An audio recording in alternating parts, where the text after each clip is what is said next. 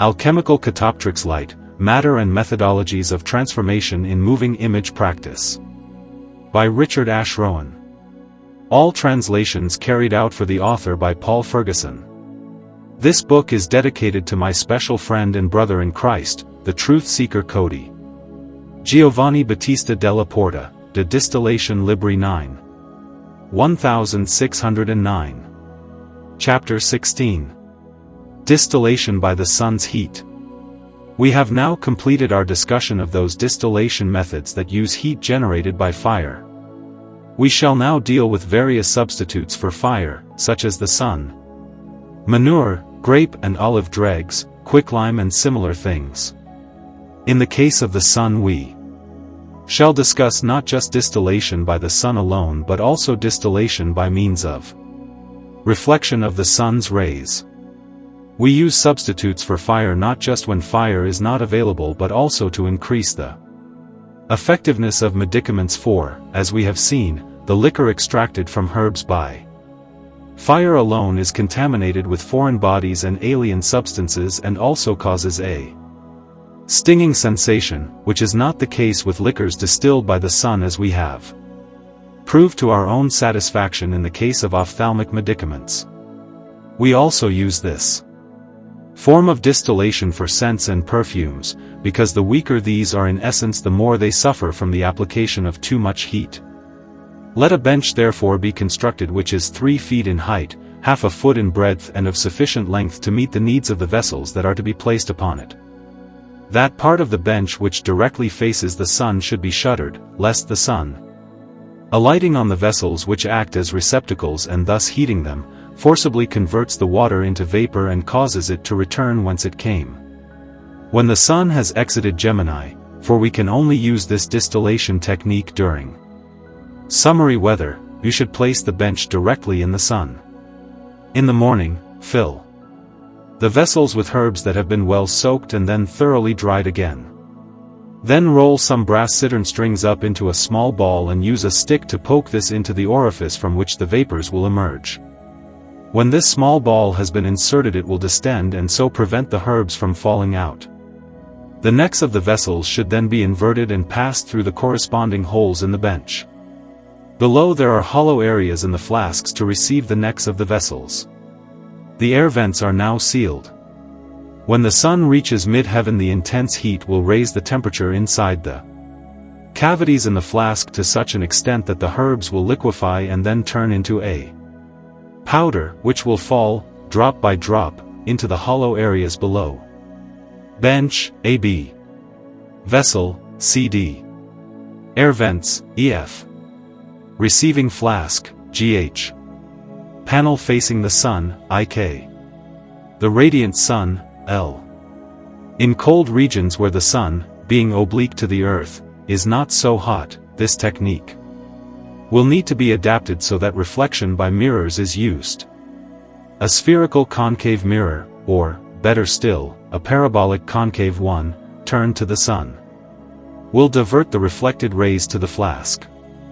The stillatory should, of course, be located between the sun and the mirror one, for if the sun's rays are allowed to reverberate in the bowl of the flask then they will not just heat the material but may even ignite it, as we have discussed at greater length in our Magia Naturalis. Sun, A. Rays, BCD. Mirror, EF. Reflected rays, BGCGDGMG. Flask, H.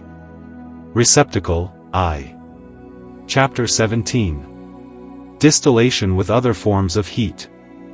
There are other kinds of heat, such as that produced by the dregs of grapes or olives, after the juice or oil has been pressed out, by horse or ox manure, and by quicklime. All these forms of heat can be said to be the result of putrefaction. There are also certain kinds of distillation which, as it were, lie halfway between putrefaction and traditional distillation. These are achieved by suspending a perforated, shell-shaped basin containing horse manure over a bain-marie.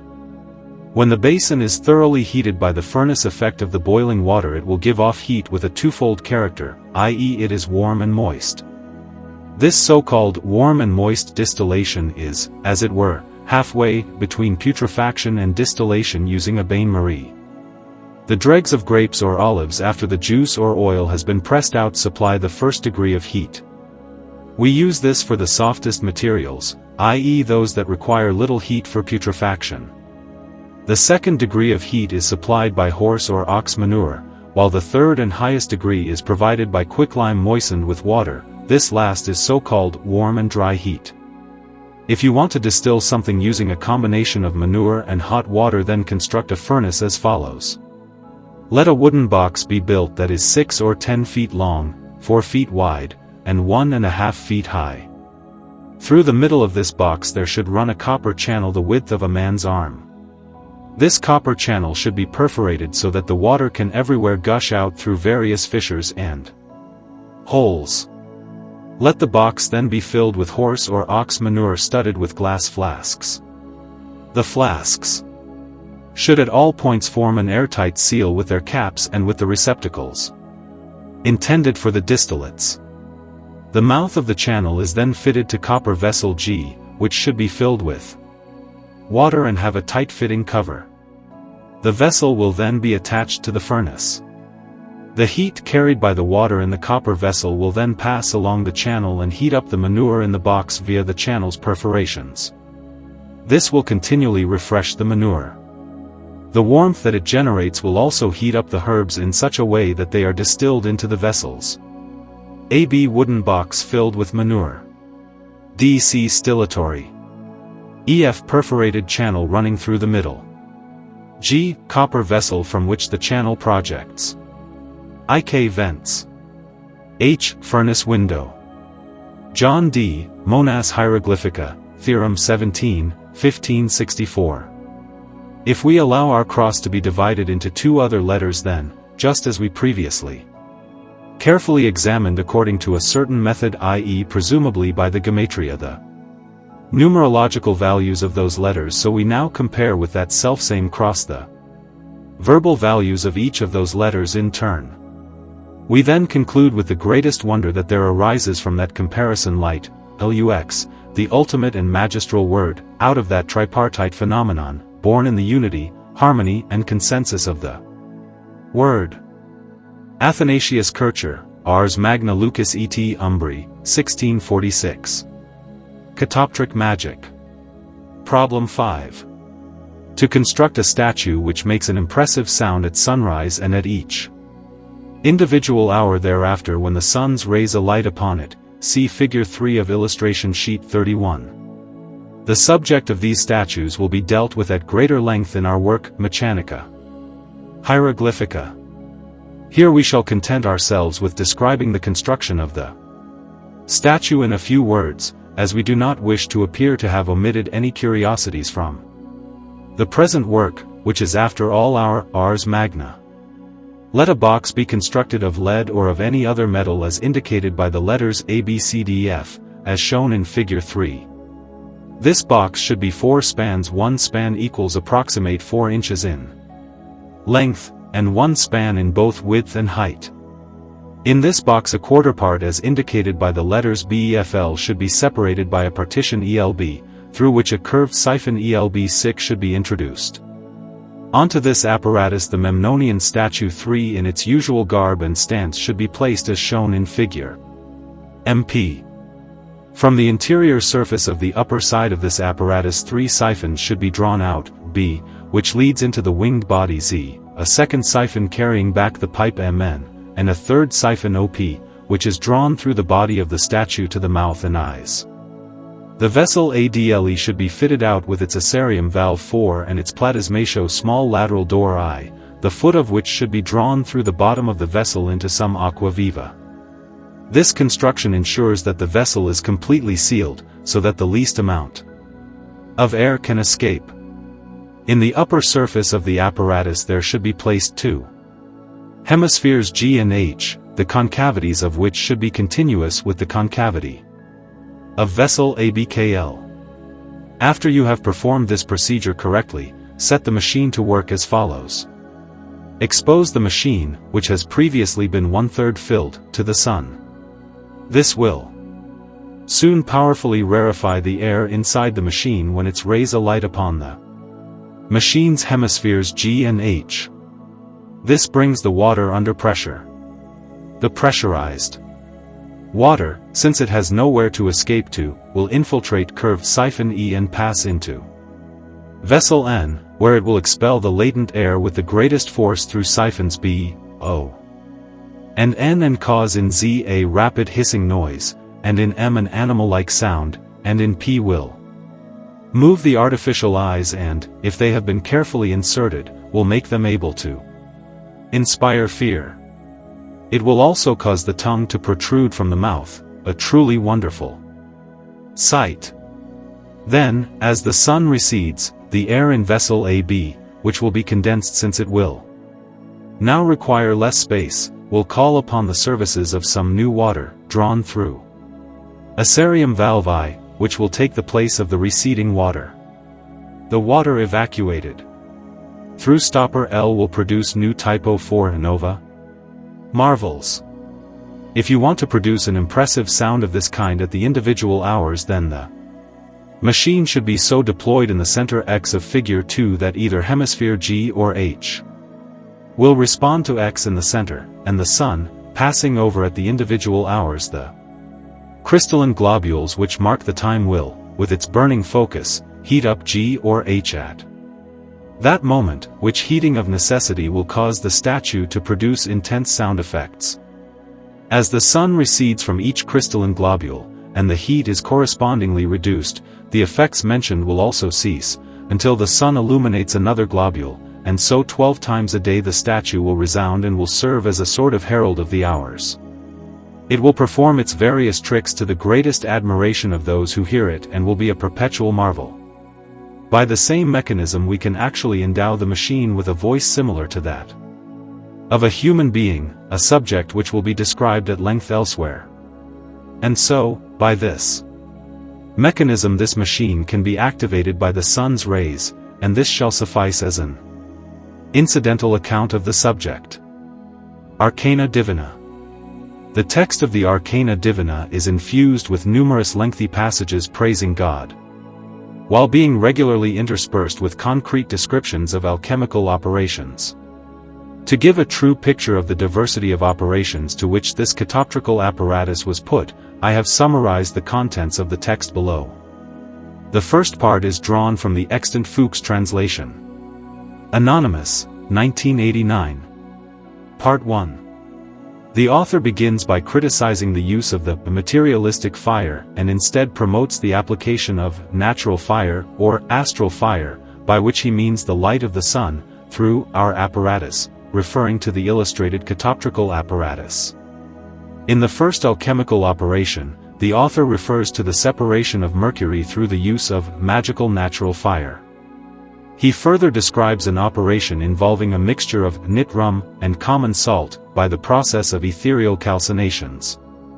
He notes that substances undergoing this treatment experience a significant increase in weight, as though this magical preparation were able to capture and concentrate the spirit of the world. He then describes an operation involving volatilized sulfur, niter, and gold dust. The author goes to considerable lengths to emphasize his religious piety and to reassure the reader that the actions described are in the service and glory of God. He describes the action of heat and light upon a mixture of cobalt and niter as a penetrating force of the general spirit of the world, which shows an increased oscillation and finally reveals its astral nature. He describes the calcination of gold, with niter, by the rays of the sun, giving up a deep ruby-red glass. In another of his God-praising passages, the author suggests the dwelling place of the Holy Spirit is in the air, from which our natural fire is derived, a concept certainly related to the Paracelsian flamma vitalis, the vital flame according to Paracelsus. The following passage is typical of the author's alchemical descriptions, describing the way in which the substance is magnetic to the solar radiations, attracting and absorbing them, being increased in weight through their action, while being purified.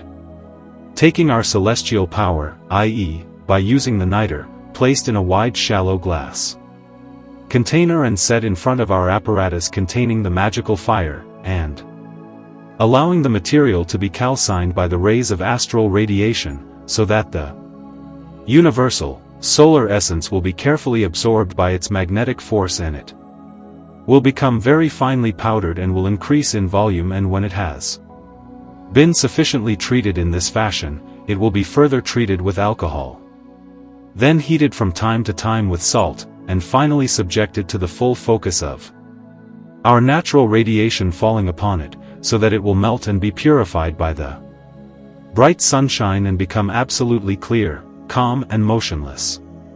The author further describes the production of a potable gold by means of our magical machine for curing ailments. He then describes how the apparatus might be used upon all things that live in water, including mother of pearl, corals and mussels, since these substances belong to the mineral kingdom.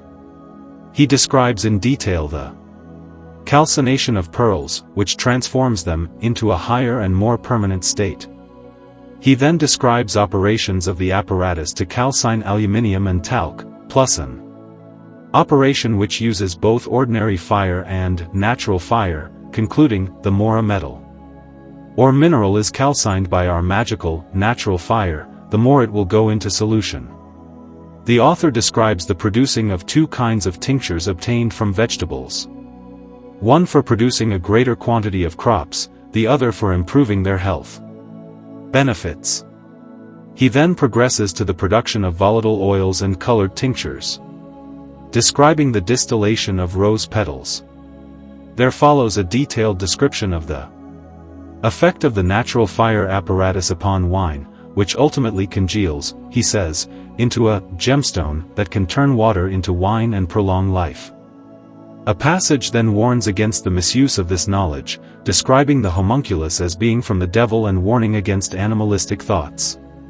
But the author then describes placing a cage of hens, ducks, geese and other poultry before the apparatus, saying it was not set on fire. Many wonders are still to be found in the flesh and bones of mankind, all of which have been described to some extent, and in his excrement and urine. He then suggests it might be possible to reveal important and very obscure predictions as a result of the death of certain living creatures, even though this might displease God.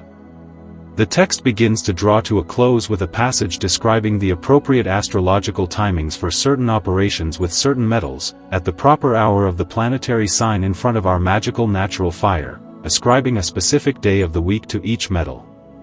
He says that these forces act in concert on a Sunday, since the sun itself is considered a reagent, and that a magic mirror might be cast on this day from the 7 metals. The text, or translation, is somewhat unclear at this point, but he appears to suggest that by using such a magic mirror, a bell might then be cast, by which an entire army might be summoned or be sent into retreat. The Fuchs text concludes by suggesting the apparatus and the natural fire could be used to irradiate the food of 1, 2, or 3 men, resulting in a long and rejuvenated life, as well as providing an assurance of entering heaven and eternal life. Part 2. The text continues with rules for constructing the machine, first explaining the dimensions of the burning glasses, their thickness and methods for adjustment of the degree of heat. The melting of gold is then described, yielding a fiery red glass, which the author calls solar glass. He claims a single grain of the red powder will tinge 100 grains of silver into the best gold. A process is described for using sal ammoniac mixed with gold and heated, yielding a solar sulfur, or soul of the sun, which once dissolved under solar heat yields a dark red oil capable of transmuting 1,000 parts of silver into gold. Further processes are described for making potable gold, saying the process can also be used to make other metals potable, by means of philosophical calcination. A process for mixing mercury with sulfur is described, yielding silver. A description for making the stone of the wise begins with the following. Do mist and frost come from the upper regions and the universal spirit? Everything is created with its assistance and everything emanates from it. It is then projected onto us by the common air, and subsequently manifest as visible and comprehensible bodies. Taking frost if winter, or dew if summer, this is then exposed to the magic natural heat to yield an astral salt, which when mixed with either silver or gold as a leaven will effect a transmutation. The spiritus mundi is then discussed in meteorological terms as the secret of all secrets, describing the relationship of meteorological phenomena within a spiritual hierarchy, in which the rains are born in this meteorica by coction in medius interstitius, i.e. in the middle interstices. It is there that the spirit of the world is found, which coagulates the bodies of metals, for it is from this spirit that the rays of the constellations emanate. Through the rays of the sun, these penetrate all things in such a way that a creatum arises, i.e., a created thing. There is a description of the optimal circumstances for collecting this spirit. The next section explains the combined use of the machine in exposing substances first to the cold lunar fire, then to the solar fire, thereby regenerating them. Of this method, the author says, "All the operations that you wish to perform with our universal machines must take place in accordance with nature and in such a manner that each type of substance delights in the nature of its likeness, so that all corporeal things return to their center and to their first principle, so that they become the ens primum, i.e. primary essence, as they were in their beginning, without the destruction of their bonds of life or their roots." Different effects are described for a variety of specific substances, including crystals, corals, pearls, mother of pearl, diamonds, emeralds, white sapphire, magnesia, jacinth, rubies, carbuncle, chalcedony, topaz, amethyst and chrysoprase. The claims made for the subsequent powers of these regenerated substances are often bizarre, including the preservation of chastity, the bringing of happiness, the power to make birds follow you, to make you attractive, to protect against disease, frighten away phantoms, and the power to extinguish fire. Methods for transforming flawed stones with the machine are given, including processes for alumen plumosum and talc, plus a method for making diamonds from well water. A description for extracting a crystalline powder of fire, sulfur, from the air using lunar, cold natural heat follows, plus the effects of lunar fire upon mercury. Corresponding to water, niter related to air and vitriol and common salt for earth. The mineral sources for the primum ends of each of the main metals is described, emphasizing the living nature of these essences. You must understand that it is a living species that resides therein, and it is its tender spiritual youth. That is why we think it is impossible to obtain this spirit of primum ends using the material fire of wood and coal. Use only the revitalizing heat from which the living spirits originated and by which they were created and nourished. A description then follows for creating the tree of gold or philosophical tree, which appears to be a lengthy process of crystal formation within a glass vessel, yielding a tree-like structure which, if continuously nourished with philosophical mercury, will yield a continuous crop of gold branches. The doctrine of each thing or species carrying its own seed is repeated. Each thing eternally produces its own likeness, with further instruction on producing the red stone.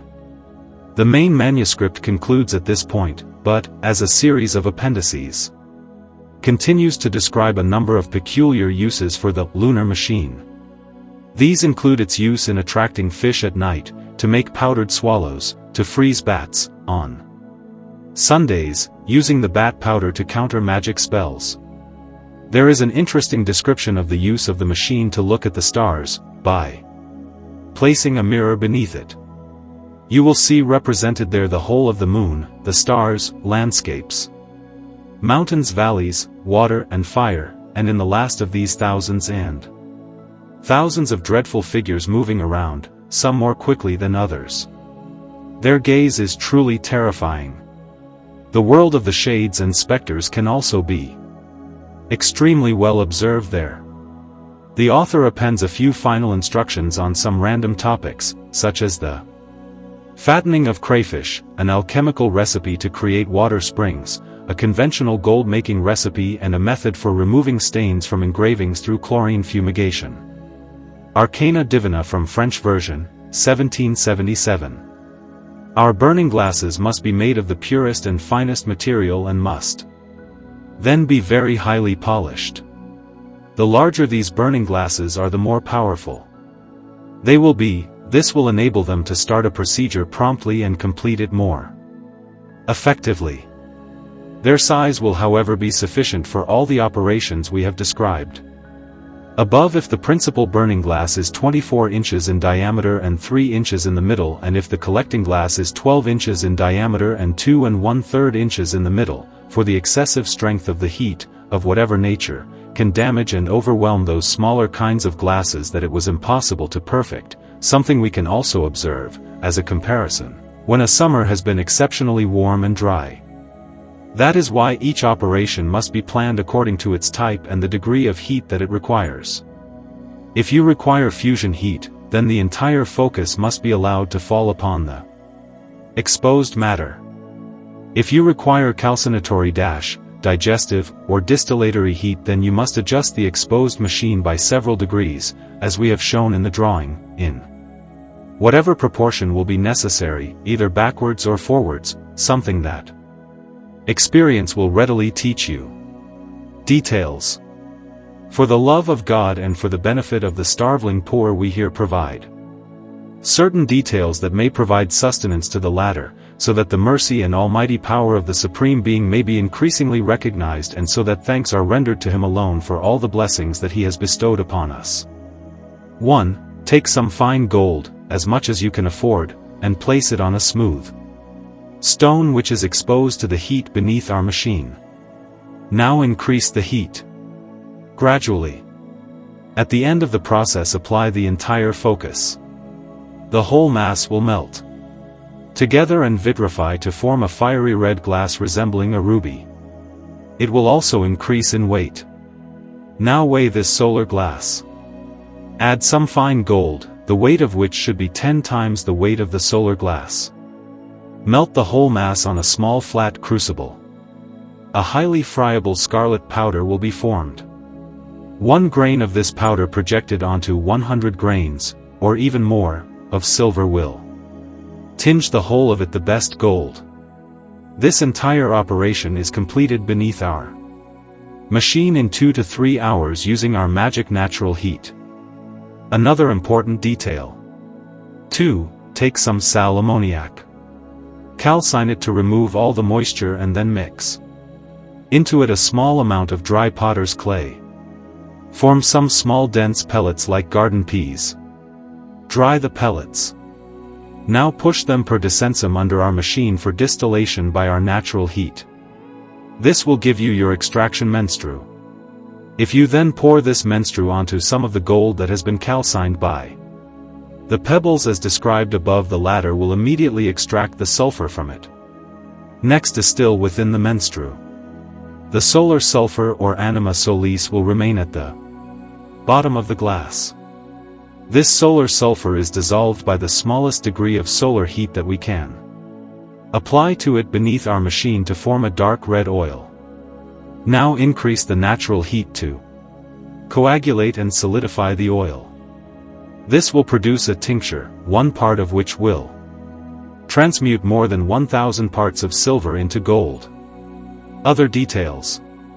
3. Melt together some silver and gold anna beneath our natural heat machine. Project a little common sulfur onto the mixture and continue with this procedure until it resembles a clinker that is red all over. In this operation, Venus with her sulfur will fix the cold lunar woman and enter with her into the fixed solar house of honor. The same procedure can be followed for all the other metals. We do not wish to dwell any further upon this point, but prefer instead to discuss something that can be beneficial to the health by showing you how to prepare the precious potable gold. Potable gold. Use natural heat to melt 6 parts of fine gold beneath our machine using natural heat.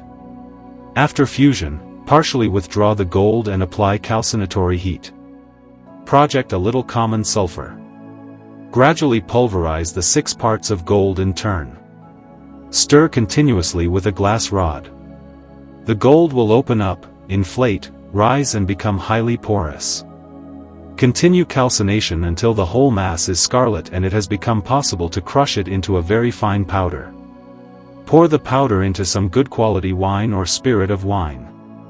It will immediately dissolve. It colors the wine a beautiful red and so becomes potable. If however you wish to make the gold corporeal again, expose it in a glass capsule and place this beneath our natural heat to reduce it by coction. You will then obtain a body in the form of a sulfur of gold which will dissolve very gently into an oil of gold. Coagulating this oil produces a special tincture, 1 part of which can tinge more than 1,000 parts of silver into pure gold. A similar procedure can be followed to render all the metals potable. What is surprising about this operation is that the blessed spirit of the world ensures that every type of matter increases and improves when it is subjected to our natural heat. Note that, during calcination, the sulfur opens up the pores of the metals, and also that the metals, by attracting the universal spirit of the world, become very fluid and liable to dissolve in wine or spirit of wine, thus becoming potable. All minerals, as well as corals, agate etc., can be reduced to a liquor by our philosophical calcination, fixing and coagulation of quicksilver, the spirit of wine, and other spirits. Further to what we have said above, we must also tell you how to use our natural heat to fix and coagulate beneath our machine substances such as quicksilver, spirit of wine and other spirits, as follows. Place the quicksilver in an open glass capsule or on a crucible and place it beneath our machine. Immediately the quicksilver feels the calcinatory heat, it will start to smoke. Now project small pieces of sulfur onto it one by one. The quicksilver will receive the sulfurous heat and coagulate into the finest silver, several pounds of which can be made every day. Spirit of wine or other spirits must simply be boiled and fixed in salt. No one claiming to be a serious chemist or alchemist would ever use material fire for this purpose, as this type of fire just burns and consumes everything, and all his work and effort would come to nothing. Such a person will never achieve anything, as material fire is diametrically opposed to natural fire. If, therefore, you dedicate yourself to the use of our natural heat, you will make your fortune and bring yourself great happiness. The special stone of the wise. Under God's auspices we shall now describe the special stone of the wise and how it is made. Our commentary called Meteorica Sagaci explains where dew, mist and frost come from, i.e. from the upper regions and the universal spirit. Everything is created with its assistance and everything emanates from it. It is then projected onto us by the common air, and subsequently manifests as visible and comprehensible bodies. In winter, for example, we take some of the air in crystalline form, for it will be frozen and attached to trees and hedges, whereas in the spring and autumn we take some dew. We then expose this in open glass capsules to our magic natural heat and reduce it by coction to an astral salt. We then calcine it by increasing our natural heat until finition, when it no longer smokes. We now apply to it the whole focus of our heat, which melts it into a round, constellated and vitrified stone which displays the most beautiful colors and many other wonderful characteristics besides. Although this astral stone has great beauties and incredible virtues, it certainly cannot be compared with our universal stone. It can however be used to create a special tincture if it is again subjected to a fusion process with an equal part of gold or silver as a leaven. If the leaven used is gold, then 1 part will convert at least 3,000 parts of silver into gold. If the leaven is silver, then 1 part of the tincture will convert 1,000 parts of mercury into silver. Secretum secretorum, or the truth made comprehensible. Below we briefly describe the Spiritus Mundi to which we have just referred, and describe its qualities and virtues, which we will discuss medias. You must understand that no one will ever be able to perform the great mystery without a knowledge of our spirit of the world and our magic philosophical natural heat. We are speaking here about the great secret of all secrets, which had its origin in the divine eternal virtues and which will give evidence of that origin until the end of time. So all those of you who are eager to concern yourselves with these divine matters should begin by making yourself worthy to share in the Spirit of God so that you can obtain from Him the light of wisdom and His eternal grace. We therefore say that, in terms of its generation, Meteorica Minora is nothing other than Meteorica Sagax. Out of this philosophical chaos the rains are generated in the upper regions. But these rains do not come to us in that form but rather as mists and che from which the dew emanates. All these things will not rain down on us in the form of a substance because they are spiritual in character. They also form the thunder and lightning, but due to their excessive remoteness they do not actually strike our earth. Their species and parts are distributed in the higher element of the air. They then fall onto the spheres in such a way that the Sagax generates blood, metals etc., as well as dragons, halons, apparitions, similitudines, figuras, etc. All these things emanate from on high when they come beneath the interstitia media. Sometimes they are consumed and dispersed by the Meteorica Minora. This Meteorica Sagasi covers the tincturing of metals, gemarum, and other colors. It is from this Mount Olympus that all the colors emanate, and it is upon this Olympus that Vulcanus Meteoricus resides, he who is the genitor of all colors, all tinctures, etc. From Meteorica Sagax there emanates the conjunctio tincturi in corpora elementata. Thus the rains are born in this Meteorica by coction in medius interstitius. It is there that the spirit of the world is found, which coagulates all the bodies of metals and those of the precious and flawed gemstones, etc., for it is from this spirit that the rays of the constellations emanate through the rays of the sun. These penetrate all things in such a way that a creatum arises. This is therefore the Sagax Meteorica and the true membrum scientiarum sideris. Like our true philosophical ends we have to collect it when the sun is shining brightly, and when the weather is fine and clear, and not windy or cloudy. This spirit can be collected in greater quantity and in better quality in hot and heavy weather conditions, when storms are expected. All this knowledge contains great secrets and divine mysteries. Please believe me when I say that if your mind is not responsive to them or does not understand them, then it means that God did not intend you to pursue this work. In this case you would be better off giving it up and confining yourself to the status in life that is fit for you, namely walking in the fear of God and ending your days working for His honor and glory. Amen. The Great Cold Lunar Fire. In our preceding divine mysteries we described faithfully and clearly everything about our main solar machine. Now we shall deal with the Great Lunar Fire and teach about you the truly miraculous divine virtues that are concealed there. Everyone knows that, by the will of the Creator, all things that are created from the two large natural solar and lunar luminaries are maintained there by a sympathetic order that is impregnated into them, so that everything tends to the glory of God and to the utility of man. The Creator established such a provision and such an order, which is permanent in the works of nature and in all created beings and species, so that nothing can reach its maturity and perfection before certain times prescribed to it, unless, that is, a way can be found of assisting nature through art. When we say, through art, we mean through our solar and lunar machines, for without their aid and assistance everything would simply follow the natural order of things and nothing could be produced before the present time nor ever be improved and multiplied. For this reason we shall once again tell you about our solar machine and how in a very few hours one can, beneath this machine, bring to the ultimate and highest perfection all minerals, pearls and other things and convert them into precious stones, the value of which it will be impossible to estimate. The experiments that we describe in detail below will explain this to you more fully.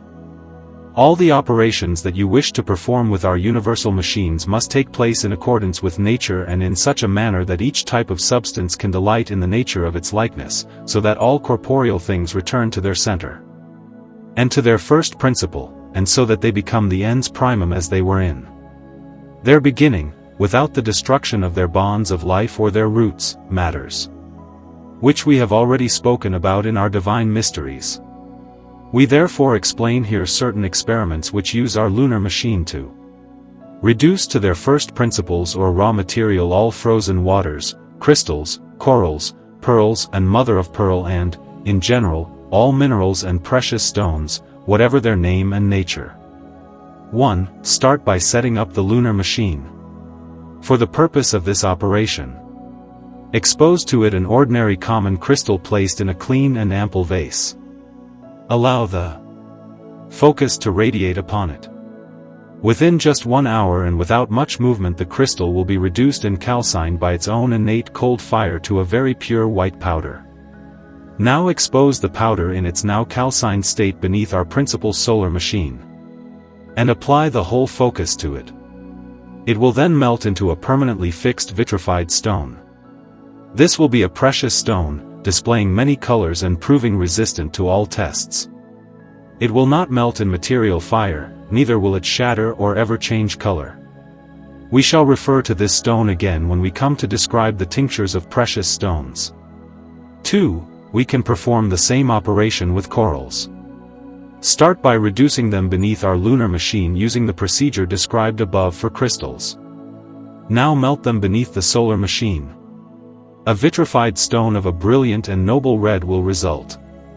Carried on the person it is of inestimable value for health.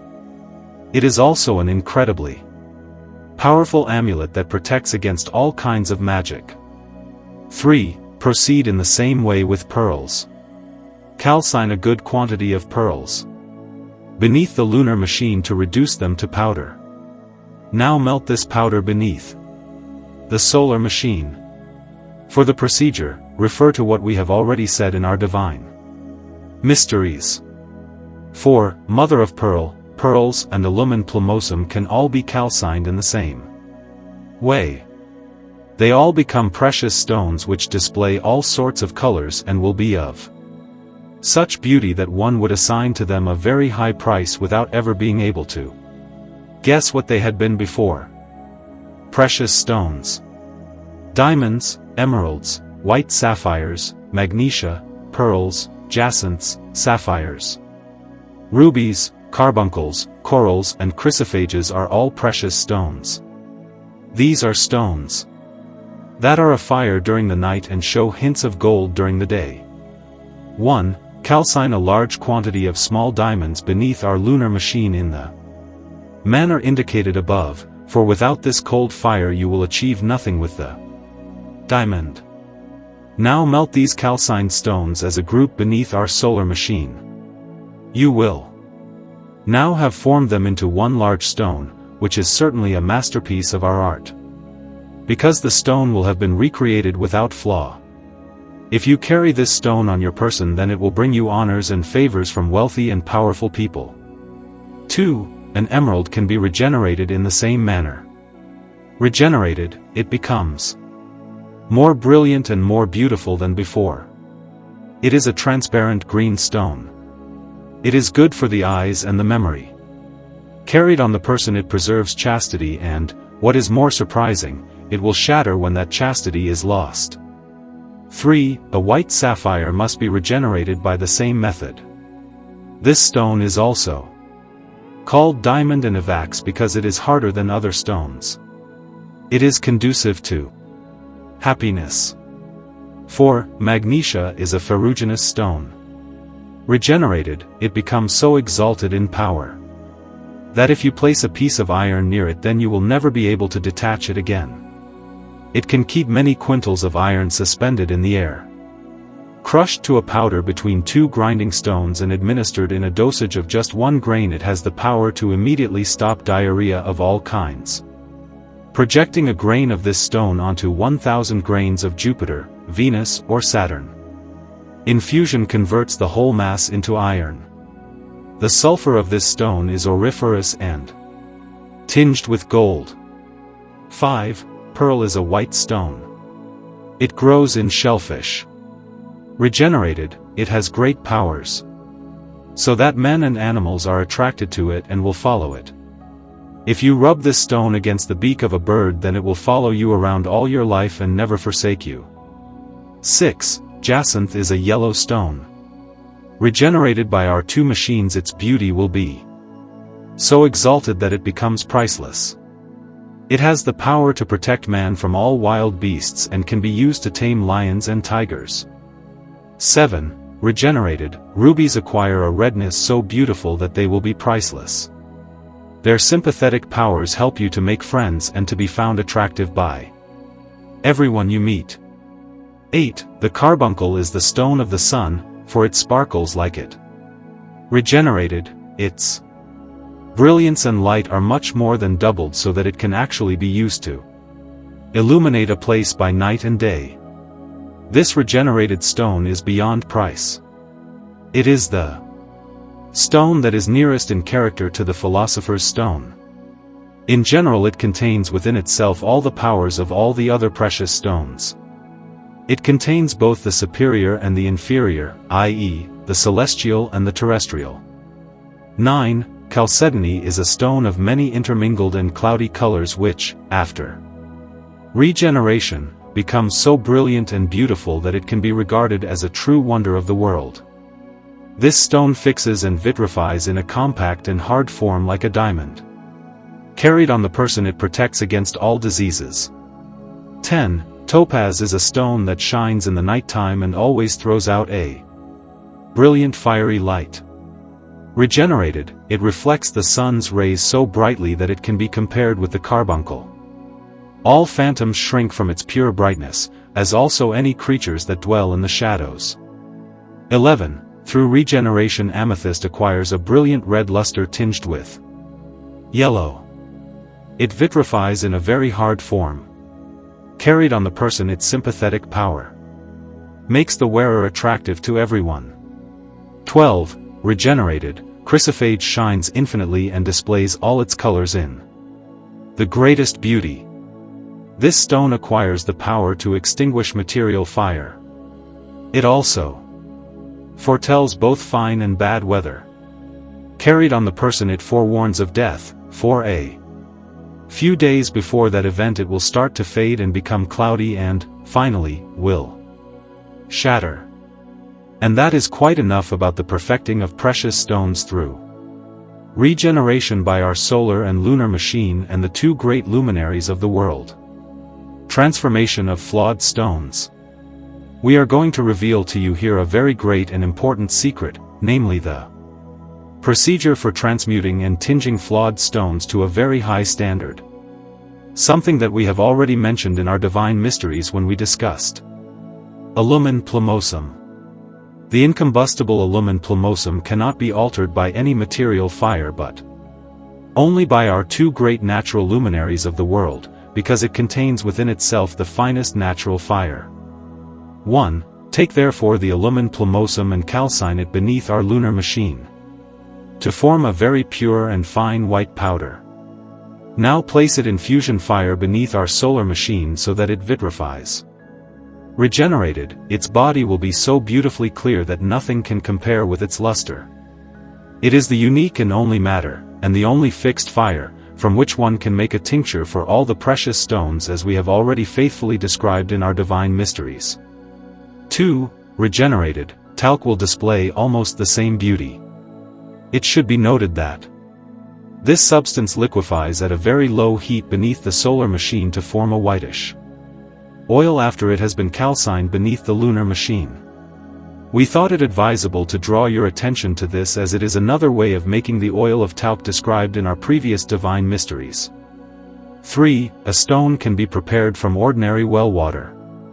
First cool the water in a vase beneath our lunar machine until it freezes.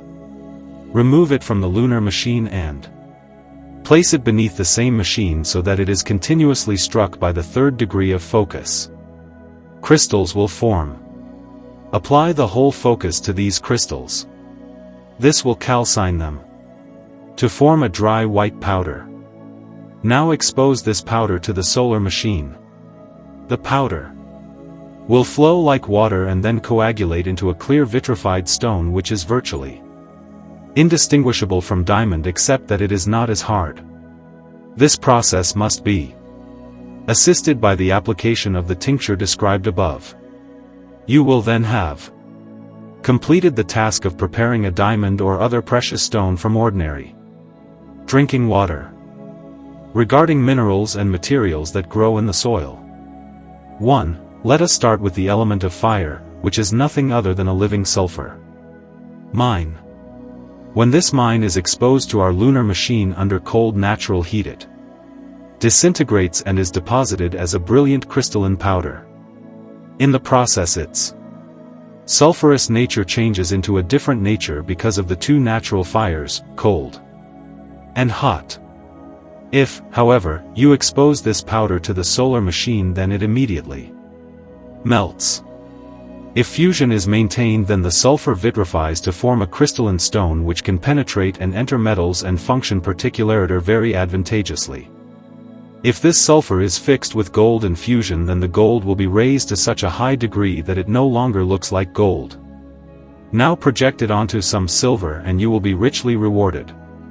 2. Among the minerals, mercury is seen as corresponding to the element of water. It is immediately coagulated and solidified by the lunar machine. If it is then exposed to the solar machine, it promptly goes into fusion to form a lunar body. 3. Niter is the element that corresponds to the air. Exposed to the lunar machine, it is deposited as a white powder. Exposed to the solar machine, it goes into fusion like water and then becomes a vitrified stone of ultimate fixity. If you study this stone carefully and remember what we said about it in the Divine Mysteries, then you will acquire a treasure beyond price. If you apply some gold as leaven to it beneath our magic natural heat, then you will never be short of money or suffer from bad health. We do not want to say anything more about this. What we have said must suffice. 4. We look to vitriol, rock salt and common salt for the element of earth. If you subject vitriol to philosophical calcination by our lunar machine and then place it into fusion by our magic solar natural heat, then it becomes a beautiful red glass. This glass is then leavened with gold, and one obtains from it a tincture, one part of which tinges more than 1,000 parts of silver to form gold. 5. We shall also describe how to extract a greater part of all the minerals and how to reproduce from each one its prime amends. You must first understand that the three mineral principles are mercury, sulfur and salt, and that in the last of these there resides and is confined the prime amends of the metals, which is the revitalizing and growing spirit. Just as one finds the prime amends of gold in marcasites, garnets and auriferous red talc, so one finds the prime amends of silver in white marcasites, white talc, orpiment, arsenic and the litharges. The prime amends of copper is found in the cobalts, and in zinc, vitriol, atramentum and verdigris. The prime amends of tin is found in zwitter. The prime amends of lead is found in antimony, as well as that of minium. The prime amends of quicksilver is found only in cinnabar. The prime amends is a volatile, growing and revitalizing spirit that resides in the mineral matrix until, with the passing of time and the influence of the seasons, it becomes a fixed metallic body. Study the following point carefully. You must understand that it is a living species that resides therein, and is its tender spiritual youth. That is why we think it is impossible to obtain this spirit or prime amends using the material fire of wood and coal. As we have adequately explained in our Divine Mysteries, material fire destroys, consumes, and annihilates all life in living things. Never take liberties with it, therefore. Act wisely both with it and through it, and in these procedures use only the revitalizing natural heat from which the living spirits originated and by which they were created and nourished. We shall now describe how to use our machines to acquire these living spirits, spiritually and corporally, by using the two great lights of the world, to the greater glory of God and for your own advantage. Take one of the living mines mentioned above, entirely raw and fresh, from its mineral root, and expose it to our lunar machine and the living light of nature in order to calcine it without destroying its vital spirits. In this way the matrix in which the primum ens resides is opened up. Now enclose this calcined material in a well-luted cucurbit and expose it to our solar machine. Distill at very low solar heat. The living spirit will then pass in all its virginity through the head of the cucurbit into the receptacle and appear as a bluish liquid which remains together continuously without evaporating like common mercury does. But as soon as this spirit does take to the air, it returns to its chaos. This is why it must be promptly enclosed in a philosophical vase. The secret that holds it and which one must join to it is nothing other than gold, silver, or another virgin metal which has not yet been involved in any operation or purified with material fire, but which has been taken directly from the mines. This is the true philosophical vase of the said spirit, which is its likeness, and in which it delights, is contained, and is incorporated. Note that nothing can be done with this primum ens of the minerals except create. The tree of gold, also known as the philosophical tree, which grows continuously. Here is the procedure. Take 2 parts of pure gold or silver and 1 part of the said living mineral spirit, which we also call our philosophical mercury. Put them together in a nice big cylinder made of finest glass. Lute it well. Put it in a temperate place. Leave it there undisturbed. In 2 or 3 months, branches of gold or silver will have grown which will proliferate like coral branches. After this time has elapsed you should nourish it further with some of our philosophical mercury. Then leave it undisturbed for the same length of time as before. Repeat this nourishment up to 3 times. By the end of the procedure the tree will have grown so large as to fill the glass with many beautiful small branches. At the same time it will also have acquired a genuine root. It has then become the true philosophical tree of gold or tree of silver which, month by month, produces its own pure gold or silver, and which will yield a rich harvest. You can use a small pair of tweezers to remove some of the gold for your own use, just as it is. Measure and note down exactly the weight of the gold branches that you have detached so that you can again nourish this philosophical tree with the same weight of philosophical mercury. In this way you can maintain a permanent harvest and generate a high income without trouble and expense. If you look at this operation in its entirety you will force to agree that it is a work of true transplantation into its living roots in full accordance with the divine order. In qualitative terms, nature is acting through the magnetic spirit which it possesses within itself, seeking to multiply itself and reproduce its likenesses with the virginal parts to the greater glory of God and for the benefit of man. He who claims to perform the same experiments using common mercury, cinnabar, gold or silver which has been purified by material fire is just a falsifier of the powers of nature and will be unable to achieve the least thing in our own work. To become familiar with the greatest virtues of this virgin gold which we are discussing and which will never have been exposed to material fire, you have only to take this virgin gold, put it into fusion beneath our solar machine, and maintain the fusion until it vitrifies as a scarlet glass. Then give it a leaven of gold of equal weight in order to make it into a tincture which tinges, although particularitor 35, much more than any tincture made from common gold, as we discussed above in our divine mysteries. Carried on the person, this virgin gold strengthens the heart quite incredibly. In other ailments it also provides exceptional protection against any infected air. Let us state once again that nobody should dare to produce the philosophers' stone with ordinary heat, or the universal tincture using a similar primum ens mineralium, since the philosopher's stone derives from a completely different center, and from a quite different substance than the mineral kingdom. Each species or kind carries its own particular seed. This is why all created things must remain in the order that the Creator has infused into them. Each thing eternally produces its likeness, if only one knows how to assist nature through nature itself. This knowledge is a special illumination that God grants to us and which can only be implemented by using the 2 great luminaries through their astral influence and the use of our solar and lunar machines. We therefore state that you should take the aforementioned living spirit, i.e. the ens mineralium 36, reduce it by coction in an open vase beneath our solar and living natural heat until it forms a dry salt, and then increase the coction until it forms a red stone which resembles the most beautiful vitrified and fixed ruby. You will then obtain from it a tincture that can always be increased by 11, and which will never be exhausted. Despite all this, however, it is far from being a universal tincture, because it was not taken from the universal root. Finally, in concluding our present divine mysteries, we leave it to the conscience of everyone who has received any information about them not to abuse that knowledge. And thus we conclude all these elementary matters, which are temporal and will be consumed at the end of time, unlike us human creatures who, provided that we are upright and have lived in the fear of God, will be made pure in God, entering eternal bliss to praise and glorify Him for ever and ever, world without end. Amen.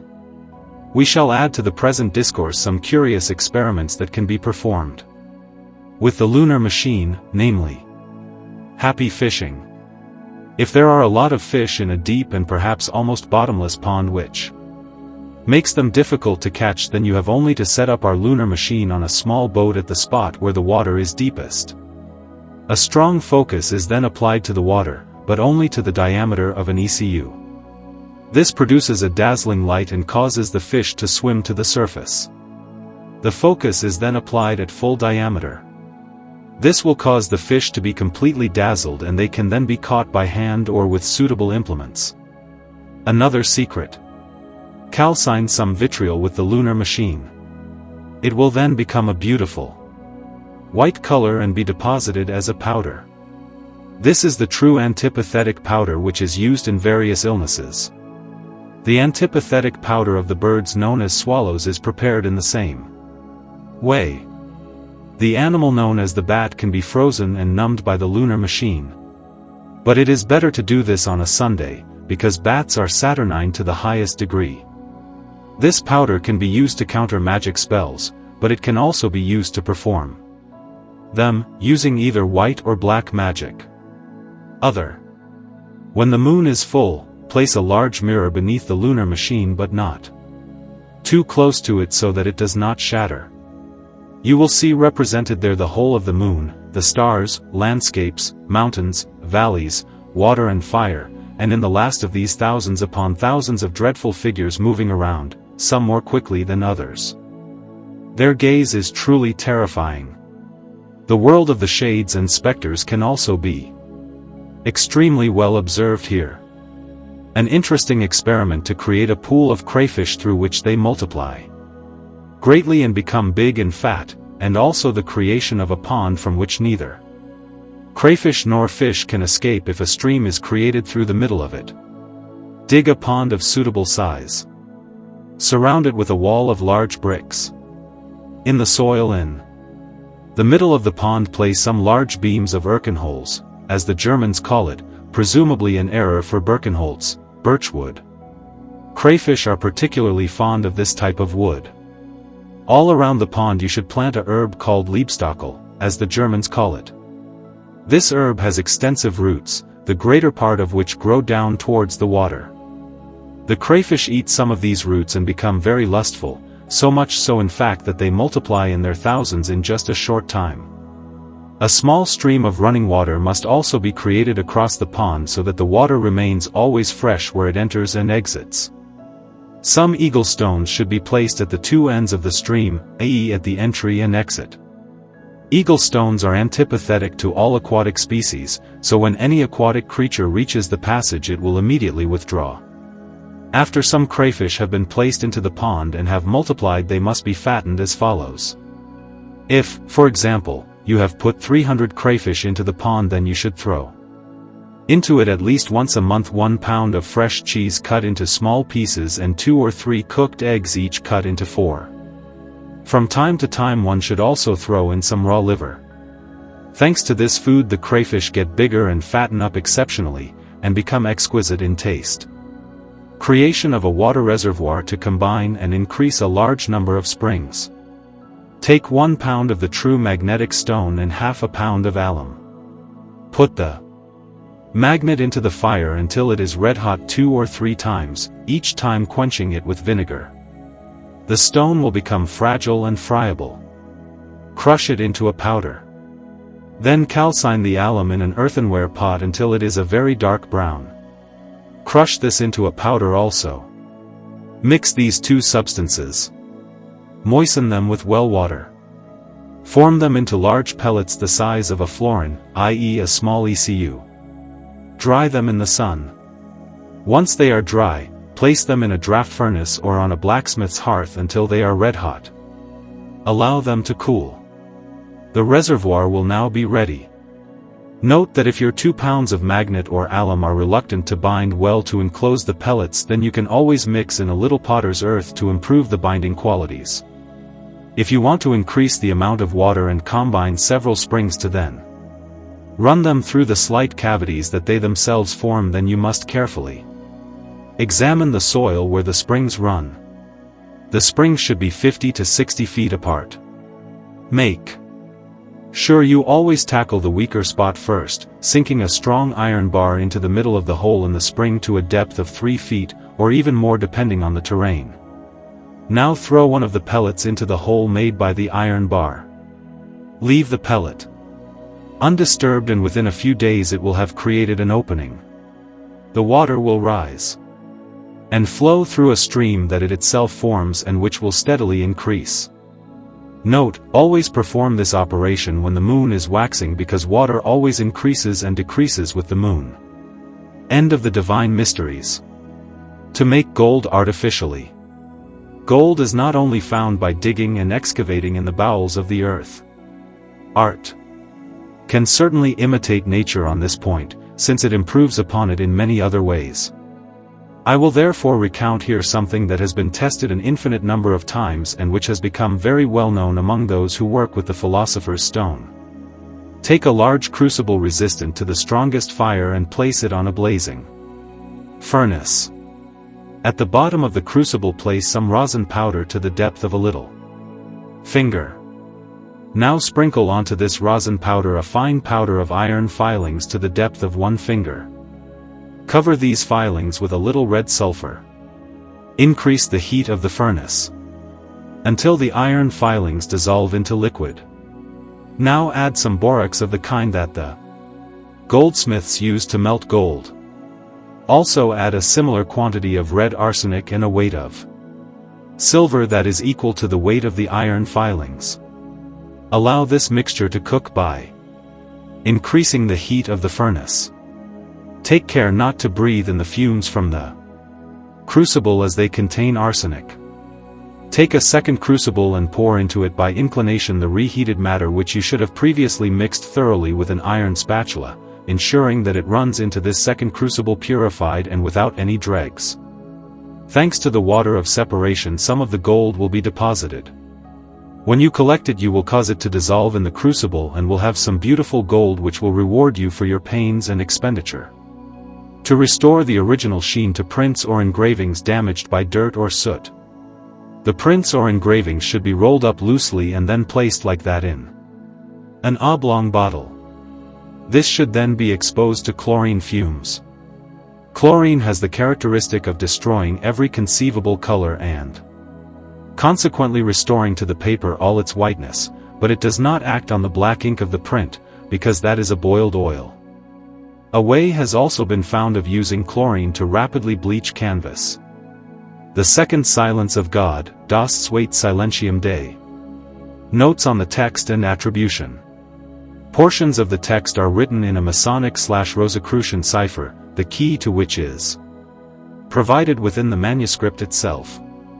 The Arcana Divina and Das Zweite Silentium Dei contain very similar content in parts, but the Das Zweite Silentium Dei is more focused on the technical description of the operation of the secret magic machine. The text reads at times like a laboratory manual. It also seems as if the author is familiar with the Arcana Divina, or vice versa, but has not actually copied it directly. The prologue to this text, which may have been written by Johann Arndt, 1555 to 1621, is dated 1599.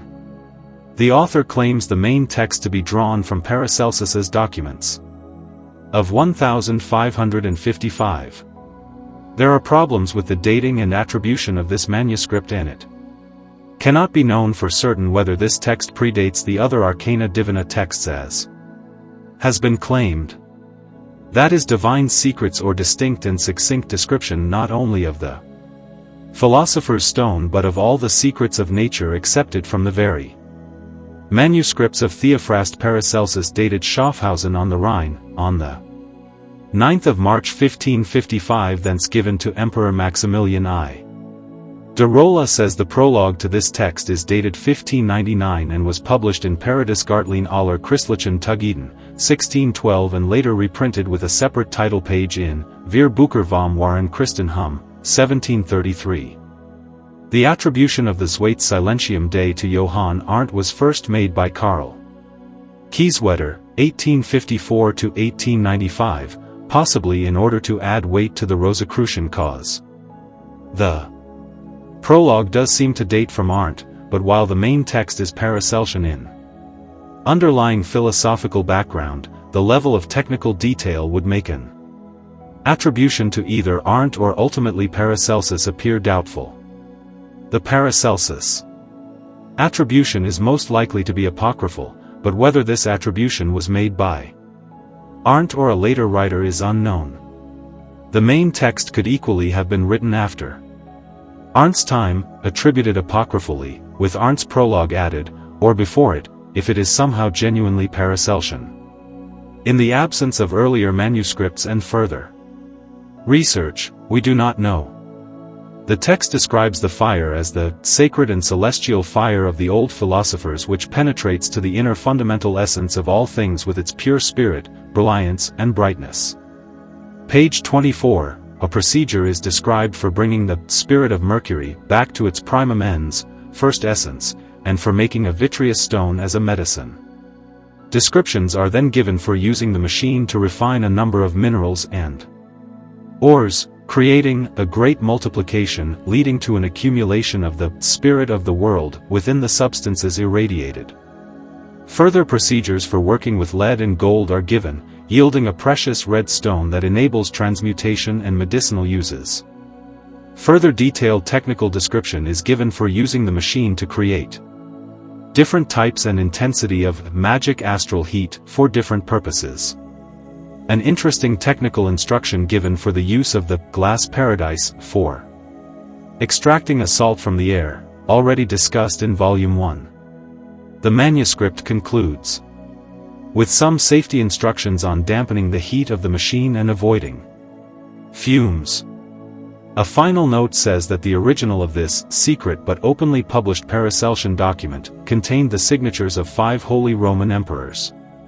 The second silence of God, Das Zweit Silentium Dei. The magic machine and the vessels required for the following operations, together with various suggested manipulations of it, as well as the burning glasses and other essentials required for the various procedures. Immediately after a presentation of this very secret magic machine written in our secret language, namely that of the Rosy Cross, everything will also be clearly explained in the German language. To anyone familiar with the secret language, everything required for this machine will be faithfully and luminously explained.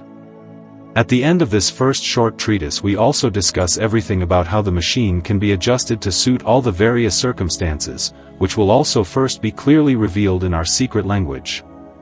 So as you are now chosen by God and are imbued with His Spirit, this secret language will by this same means converted to the intellectual tongue, as you now have in your hands our great universal key, as given at the end of this short treatise, and if you analyze this with both your intellect and your senses, then you will come to understand that you need your God for this task, or else shall have found Him. We begin, however, with various recommended manipulations of our secret magic machine, as shown in the first illustration. The text on page also needs to be understood. Numbers 1, 2, and 3 in the illustration show the burning glass, which is in convexa, in a convex shape. and which is placed in a concave globular machine in the concave hemisphere and exposed in this fashion to the convex distant hemisphere of heaven. The burning glasses must also be fully and carefully polished. The first of the burning glasses is 6 or 12 inches in circumference, and the second, number 2 in the illustration, either 12 or 14 inches, but the third must be 16 or 18 inches. The lenses must be placed equidistantly, so that one focus can reach the other as far as its center, number 4 in the diagram. You must also adjust the magic machine in the manner shown in the second illustration when using it for the strong distillation of mercury. The tablet shown as number 4 in the first illustration must also have wheels and rollers fitted underneath it so that the table on which the material to be heated is placed can be moved backwards and forwards in front of the magic machine, for this is the sacred and celestial fire of the old philosophers which penetrates to the inner fundamental essence of all things with its pure spirit, brilliance, and brightness, which an adept must reciprocate, by steering the magic machine towards the outflow of godly celestial heat in accordance with the specific requirements of the materials that he has in his hands. If the last focus reaches as far as the center, number 4 in the first illustration, where the mercury is contained in the alembic, then the spirit of mercury will rise, number 5 in the illustration. Number 6 is a glass crystal globe containing fresh well water in addition to, depending on need, some niter for cooling or, in the opposite situation, some hot salts, as long as sal tartarificum is one of those salts. Number 7 are top fittings made of oak or another hard wood. Number 8 is a sand basin. Number 9 is a stick or gig in which the 3 burning glasses stand on 4 rods so that they can be moved up and down via a turning joint, as also underneath, where they can be raised up and down on the stick by turning screws. Number 10 is the open glass dish in which not only all salts but also all minerals and metals and all vegetable and animal bodies must be calcined and urged towards attraction and be forced into the removal of their impurities, for which purpose also they must pass through this celestial fire so as to magnetically attract the spirit of the world all the more frequently in both quantity and quality, and so that they can be cleansed and healed of the sickness that is within their natures and thus achieve the pure paradisiacal nature, to then become celestial creatures and fully lay aside their earthliness. Number 11 is a stick or block several inches thick on which the dish number 10 is placed. Number 12 is a glass water pitcher. Number 13 is a glass basin. Number 14 is the glass vessel containing the flowers. Number 15 is the glass vessel that must be luted below at letter B of number 14. The stopper for this vessel is number 16. Number 17 is the round glass with small holes all around it. It too is associated with number 14 letter A, and should be inserted into the base of the belly of the vessel and the flowers then placed upon it. It is from these flowers that the quintessence must be extracted with our magic or magnetic celestial heat-attracting machine. Number 18 are the Rhenian, i.e. the goggles with green lenses which make it possible to look into the fire calmly and without movement. You must use this magnetic machine to work on precious stones, and when you do so you must continue to search for the same inner essence. For more on this topic see below, page under General Observations. The magic machine and the vessels required for the procedures of the wise, first. Illustration. Second illustration. Third illustration. Description of the magic machine.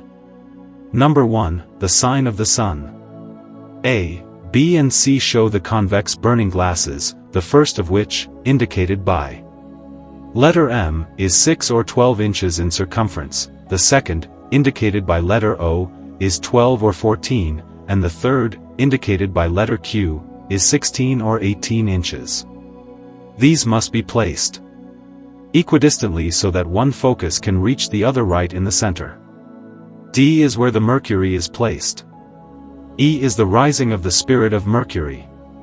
F is a glass globe filled with fresh well water. G is a stick made of oak or another hard wood. H is a sand basin. I is an inch-thick board or turning rod on which the burning glasses are placed. K is an open glass dish. L is the stick on which the dish is placed. M is a glass bottle. N is a glass basin. O is the glass vase containing the flowers. P is the glass which has to be luted at letter B. Q is the stopper for this vessel. R is the globular glass vessel with small holes and relates to letter A. No. S are the Verenian, the goggles with green lenses that make it possible to work with precious stones. General observations. For the purpose of the implementation and use of this magic machine we shall provide you with information on how and in what way the common spirit of Mercury, which can never be brought back to its primum ens, first essence, can be produced. If you place common Mercury, as shown in the drawing of the machine, into an alembic, then you must put a lid on it and set out the various receptacles as indicated by numbers 4 and 5. Behind the apparatus you must insert the water globe F, NB. This globe is very important, which must be opened up and not closed again. If the water level is too low, then it must be topped up. When all this has been done, place the machine so that it faces the sun's rays with such a degree of precision that the third degree of focus reaches the mercury in the alembic and is able to apply to it its heat, whereby it will drive the mercury up above the lid so that it may then develop into the spirit of Mercury. NB. It is well known to investigators that an excessively rapid and sudden application of heat is harmful. You therefore need to know that the stick, along with the machine, should initially be placed somewhat further than the focus reaches, and then gradually moved towards the focus and therefore towards the point of strongest heat, since it will then act there vigorously, will enter the apparatus and then be resolved into a spirit or viscous liquid, which will exert power and strength there. NB.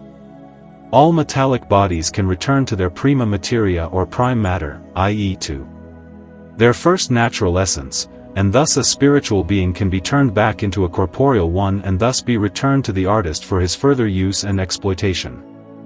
Note, in and of itself there is nothing more to be desired of this spirit of Mercury than that its spirit be coagulated in an open glass dish by the use of magic natural heat to once again form a metallic stone and then be melted by and in our magic natural heat to form a vitreous substance or salamander.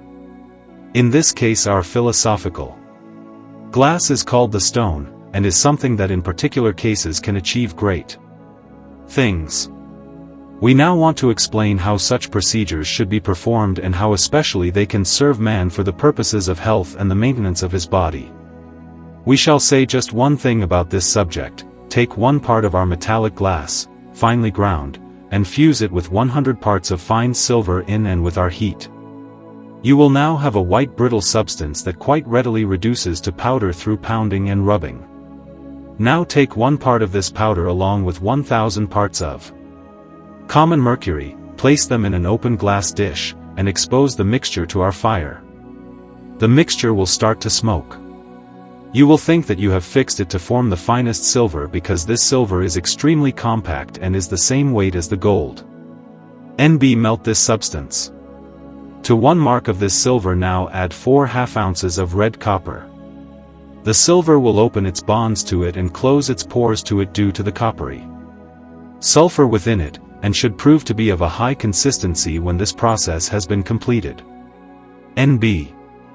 Add gold to this vitreous stone and expose it to our heat in the same manner as you have done with the silver. This will increase its utility, for it is essentially one and the same process. When our philosophical vitreous stone is used as a medicine for a specific illness, it is recommended that, because it will be so very hot, it should not be directly ingested, considering also that it will not be clean enough and that its crust will have been removed only a short time before. Apart from that caveat, you should proceed as follows. Place a small piece of this vitreous stone into a glass of wine and allow it to stand for 12 hours. Now get the patient to drink it up and so induce a sweat. Many impurities will be expelled from the patient in his feces and his urine, and he will be restored to health without further medication except for the assistance of God. In times of pestilence and when infected air is present, this is a universal medicine. The art and use of our natural magic heat, and how and in what manner polished and natural ores as well as all the minerals can be refined.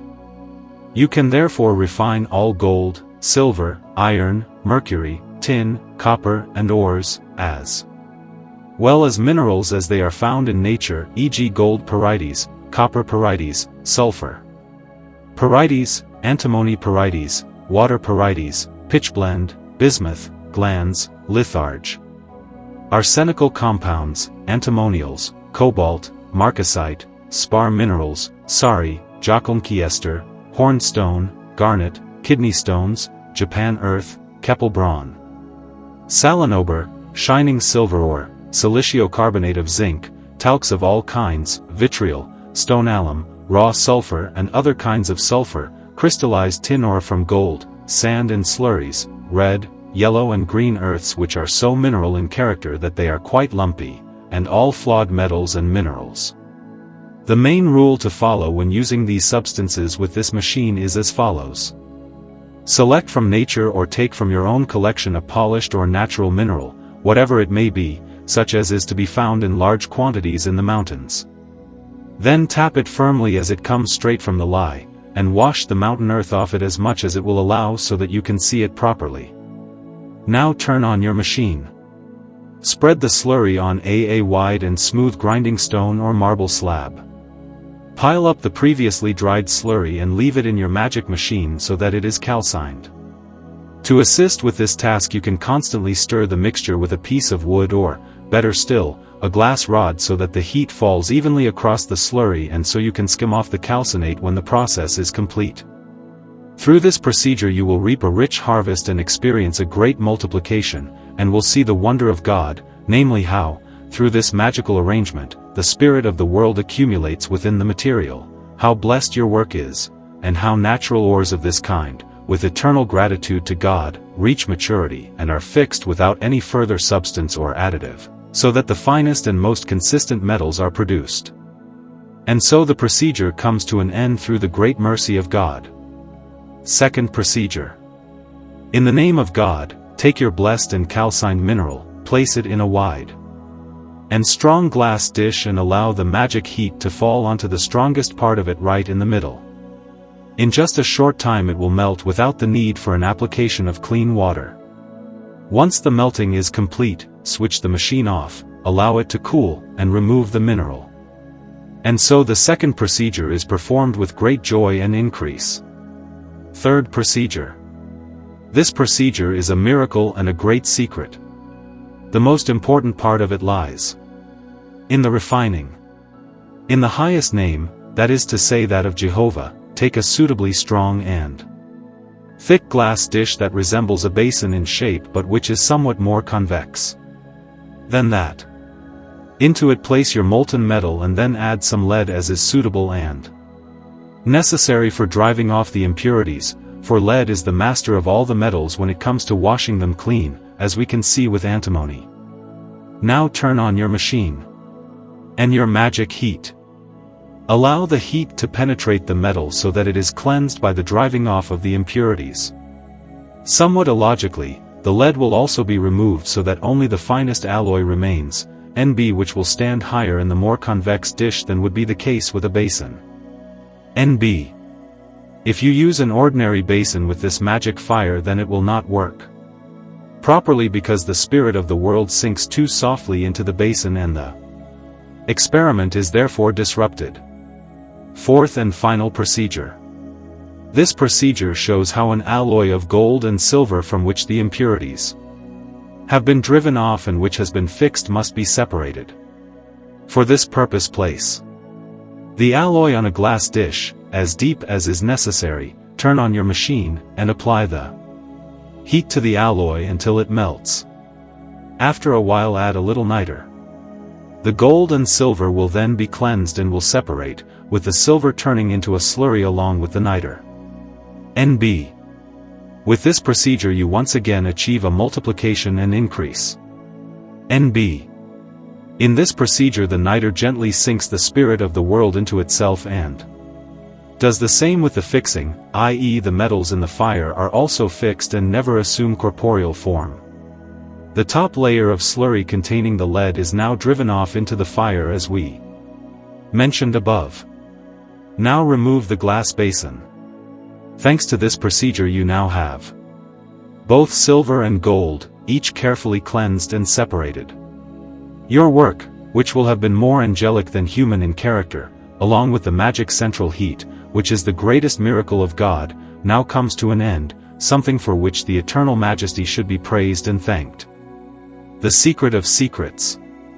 We say that no one, yes, no one at all, from the whole of humanity who tries to prepare this, the great secret, without a knowledge of our magic heat, which is also called the natural and philosophical fire, or our work, or the great work, or the secret of all secrets, which from the beginning to the end of all things has drawn its most holy origin from the divine eternal foundation and will eternally possess and be the master of those divine origins, can ever hope to succeed.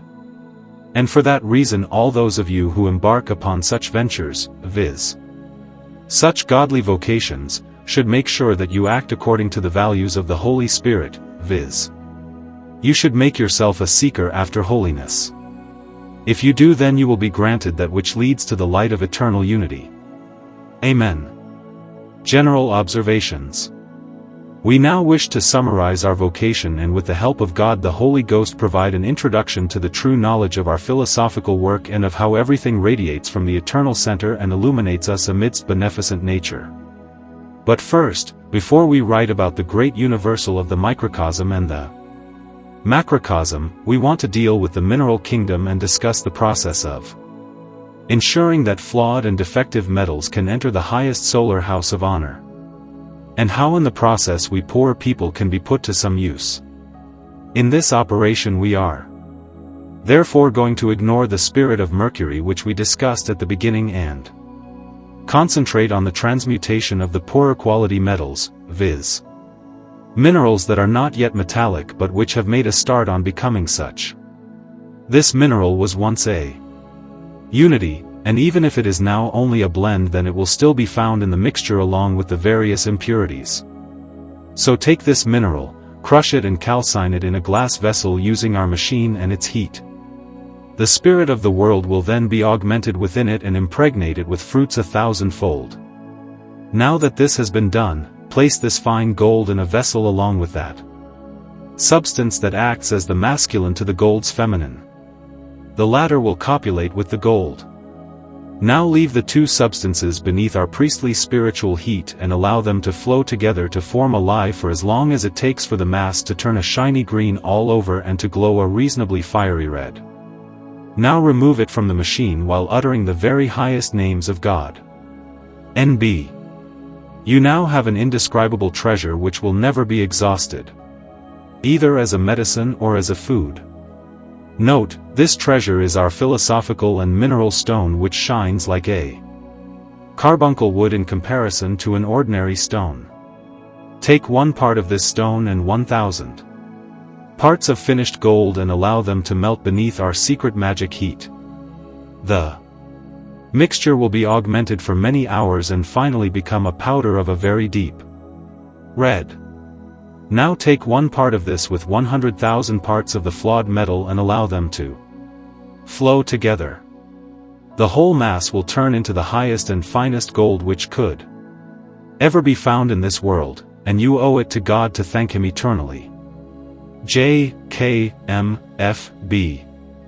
The basic rule of how our magic heat machine should be assembled and arranged for every task, as well as a description of the philosophical vessels, glasses, and other very necessary items required for these tasks, as also the additional attachments for the furnace, see section 2, the sign of the sun and moon, along with the double alembic, and how the globular apparatus is attached to this double alembic together with the beak which is all of a piece with it so that the spirit of the world can be extracted by our secret magic heat machine pure and clean, per se, without the slightest additive both in quantity and quality, and with the air as its only clothing, and how such a thing is affected by the stars and is impregnated in the atmosphere and so becomes pregnant, once again through this our secret magic machine, and how the alembic must stand in relation to the furnace, which is our secret philosophical magic receptacle, so that in a very short time, in fact in a few hours, it can Attract a large quantity of many masses of the blessed and all-vivifying world spirit without any assistance apart from our secret magic machine and the philosophical receptacles required for it to create gold, as well as of course the proper behavior and scholarship, and how our secret magic machine can be fundamentally adjusted to suit all substances and all our various effects as described to you above for each degree of heat, and how all our secret philosophical actions and operations can be used throughout nature, as follows. First, you need to know that the larger the burning glasses, as illustrated above, then the more power you have to complete some tasks, but that for our work as described above you will have enough power with MOPQ inches, up to Z inches as the maximum, because an excessive degree of power, whether it comes direct from nature or not, subsequently injures and overwhelms its lesser gender, and if this foolishness is engaged in, then the task cannot be completed. For each procedure a specific type of heat is required. It should also be noted that if you use fusion fire, in which case you should set the largest burning glass so that it is at the front of the machine, facing towards the sun, then the machine will cast its rays all the more strongly onto the material to fuse it together into a joint. If however you want to perform a distillation, then turn your machine around so that the smallest burning glass is facing the sun. This ensures that the rays are cast further. In this case the entire glass, along with the material, is set up similarly to the machine when it is used with the spirit of Mercury. If you want to use digestive heat or even some weaker form of heat, then you should retract either the machine or the material to be heated, so that they are somewhat further apart, or else place a large glass globe full of fresh water between them. If however you want to use the machine to fuse, calcine and digest, then you must arrange matters so that the magic astral heat sheds its central rays precisely onto the material. NMB. This is the main rule for all those tasks in which you are receiving instruction and being encouraged to undertake further experiments to investigate nature. Second, you need to know that our secret philosophical receptacle must, in order to attract the spirit of the world, be free of any foreign bodies. It will then be required for use in our magic astral heat machine as mentioned above. In section 2, the sign of the sun, you can see a small furnace along with its accessories, onto which the receptacle is placed in a gentle heat, which stimulates for us the internal air, and then, when our magic heat machine is placed above it, against the double alembic, nothing other than the pure spirit of the world may enter through the holes and into the globular apparatus, thus. Regarding receptacle number 2, or the machine with which one can obtain the spirit of the world per se, and how it is used, see illustration on page. The still and the double alembic must be made in one piece. The 4 holes, which can be seen in the double alembic, must be present on each side, making 16 in total, and they must be on all 4 sides, i.e. 4 facing east, 4 facing west, 4 facing south and 4 facing north, and be in the middle of the double alembic. They should be sufficiently large that a man's little finger can be inserted into them. The holes enable air from all 4 directions of the heavens to pass through the device. The lower alembic is placed, empty, into a basin filled with sulfur vivum and then laid in the furnace among clean, well-washed, and then well-dried again, glowing coals, which one should leave to burn as profusely as is consistent with avoiding the creation of noxious fumes. The fire must not be too strong, so that it is still possible for you to place your hand comfortably on the lower alembic. The oven needs only 2 valves. The beak of the still of the double alembic must be 2 feet, or 1 L, long. The apparatus should be of medium size, but globular in shape. When you want to perform our work, it must be as fine and as clear a day as possible. You should then walk around your piece of rising ground and briefly enclose it for a quarter of an hour in the open air with water and wood. When you are happy that all the warnings given above have been heeded, place the furnace and a pedestal 2 Ls high 51 along with the receptacle into position and then leave them from 9 AM to 3 PM. Our secret magic heat machine, as shown in the illustration, at the sign of the sun, must be turned towards the sun in the manner described to you above so that the rays of the distributed masses are allowed to fall with their greatest strength onto either the top or the bottom of the double alembic. Please note however that this should be done gradually, per degree, as these rays may fall around the holes in the double alembic to which we have referred above, and nothing unclean or coarse must be allowed through these 16 gates. Now you should expel everything that is not celestially pure and which is counter to the essence of light and life. This cherub immediately separates these impurities with his 2 swift fiery swords, i.e. the falling rays, to form a sediment, and cuts through to the inner center, allowing nothing except the pure paradisiacal body, i.e. the true and just spirit of the world filled with pure light, to enter the gates of the glass paradise, i.e. to pass through the openings in the double alembic, through the narrow gates, that is to say through the beak of the alembic, into paradise or into the new paradisiacal world which is to be found in the pure globe-like apparatus. In this way you shall come to know the pure and good spirit of the world. After the procedure is completed, the spirit of the world is poured out of the apparatus into a good strong and clean vessel which is not yet half filled with it, and then carefully stored, filled with the spirit, in a cool place. N.B. In the springtime this substance is mercurial in character, and in the autumn sulfuric. We could conclude matters at this point by briefly stating that a person can earn his crust by using this magic heat machine just once, twice, or at the most 3 times a year, provided however that the vessels are covered and that the rays do not fall upon them or heat them up excessively and cause havoc with them. In so doing he would, through this grace of God and the powers of the light, secure for himself a long and fully rejuvenated life, and thus in, with, and through God, and in the childlike fear of the Lord and with the incessant praise of God he may make his exit at the appropriate time and thus enter into the eternal light. Amen. Note, I also want to remind you that, if you are working with fire and you suddenly find yourself breathing in a dark cloud of smoke, you can immediately fit a cover of canvas, soaked so as to make it softer, as well as a saddle or lid padded underneath with flannel or wadding, both around the 3 main burning glasses in the magic machine and also on top of the machine itself, so that you can withstand the fire. These covers can then be removed again in a trice. This is an aid to working that no philosopher has ever revealed before. Note: the original of this very secret, but nonetheless quite openly published, Paracelsian document contained the signatures of the following 5 Holy Roman emperors, which were written on the parchment in red and gold letters.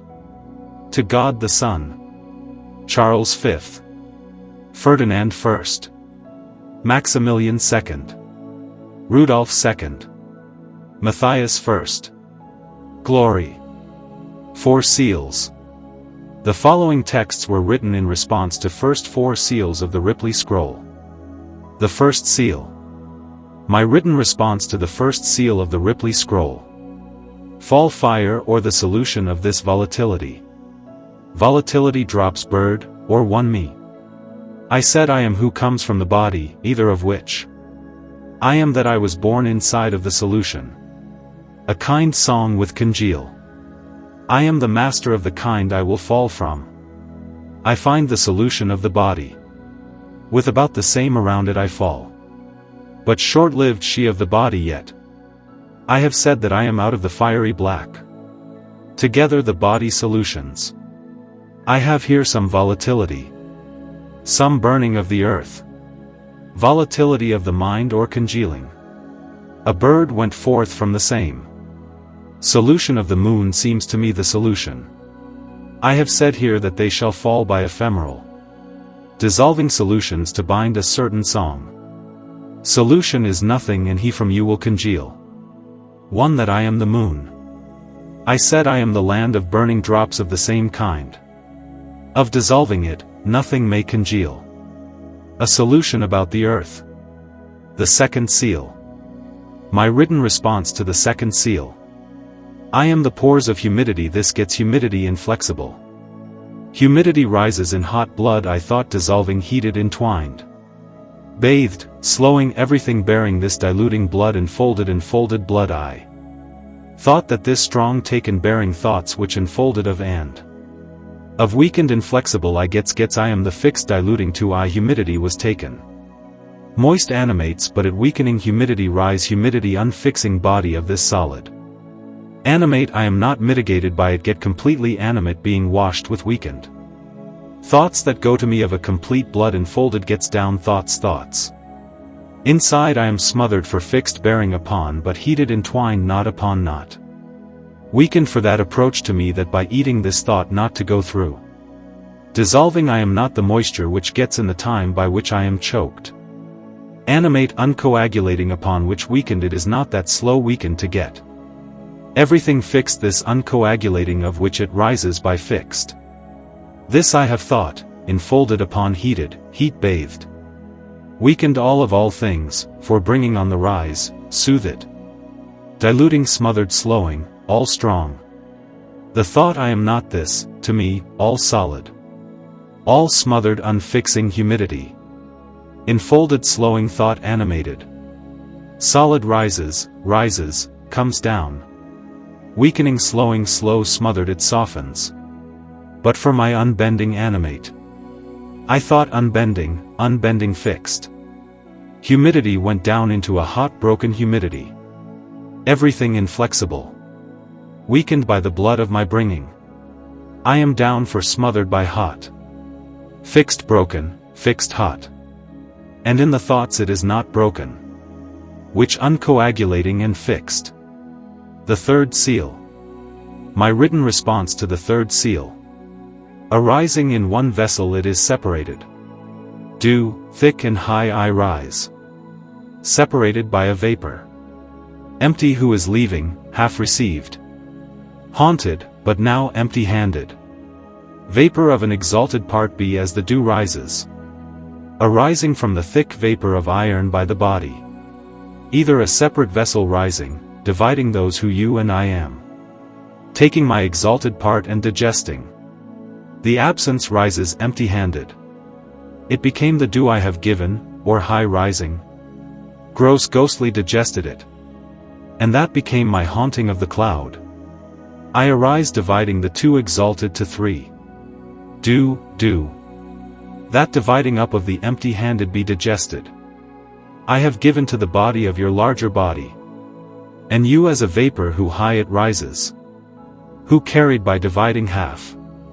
Leaving the form of the law now that I gave. Now leaving in a body three selves. Gross dew became the self. The fourth seal. My written response to the fourth seal. Almost by the form of solidity I am given a separate form. Entwined and delivered, it is what they saw. Made certain, but you are reduced to an empty body. Issuing from the body dividing. The simple issuing became of the light and color. Becoming the liberator of each one dividing. I am seen by you as an empty form.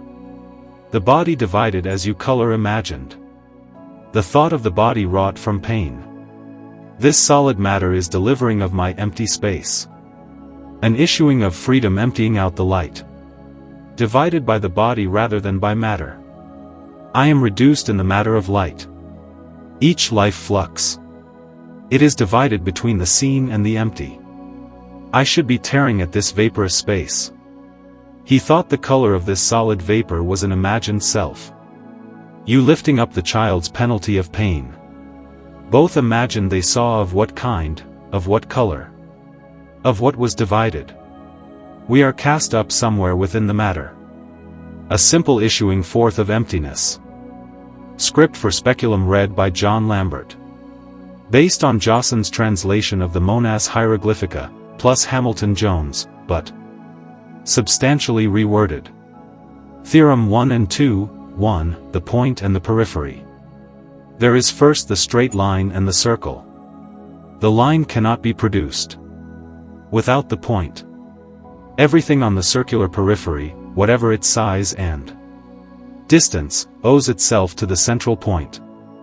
Theorem 6, numbers 1, 3, 4, 8 and 7, the four elements and body, soul spirit. The rectilinear cross gives us both the 3 and the 4. The 3 is derived from two straight lines, the common point of intersection itself being the third. The 4 is derived from 4 straight lines, which in creating 4 right angles, gives us the secret power of 8. From the 3 and the 4, we are further given the 7, through 2 straight lines and a point, and 4 straight lines, emanating or separating from the one of the point. We have here the 4 elements emanating from a point, 4, and the body soul spirit, 3. Overlaid, or preceding the 4 elements. The 4 elements also make an 8 in their structure. And the elements added to the body soul spirit, make a 7. Theorem 7, 1, flowing outward of the elements. The point is indivisible. The straight line is the flowing outward of a point. Our falling drops are like mathematical points, forming together in succession, to make a flow. Theorem 8, 1, 2, 3, 4 and 10, 21, 7, 3 and 10. 1 and 2 and 3 and 4 added together give us the 10. The 10 is the 21st letter of the Roman alphabet, which is also our rectilinear cross of 4. The 21st is derived from the 7 multiplied by the 3. Theorem 16, the X and the V, 10 and 5, 20, 25. The lines on the cross, passing through the point, or emanating from it, are equal in length. Therefore they form the cross at the 21st position in the alphabet and are identical to the Roman numeral for 10. By a halving of the 10 of the cross through symmetry, we are given the 5th vowel and the Roman numeral for 5. The 5 is circular and is a squaring of square roots, from which 25 is produced. 5 is the 20th letter and the 5th of the vowels. L, 50, 5, 10, 100. From our cross, by means of a rotation and a separation, the Roman numeral for 50 is further derived. It is a notation of the 5, extracted from the 10 of the cross, creating an offspring of the 50. The 50, represented hieroglyphically as the numeral L, refers back to the 10 through its positioning as the 10th letter. From both A and X. Since the cross contains 2 of the 50 in its symmetry, we grow out of it the number 100. 50 by 50, 2500, 25, 100, 1, 10, 100. If the two 50s are multiplied one with the other, we get 2500. When dividing this by the square of 5, the 25, it will give us back the 100. The cross therefore, when explaining itself by means of its 10, references the 100. These proportions may therefore lead us count 1, 10, 100. Theorem 17, 4, 5, 50, 10, 21, 1, 20, 200, equals 252. The 4 right angles give us the 4, plus the hieroglyphic symbols for 5, 50, 10 and 21. 4 times 5 is 20. 4 times 50 is 200. Then add the 10, the 21 and the 1, giving rise to 250. 2. We can see that the cross can be divided into 3 letters, having a verbal power, as well as a numerical one.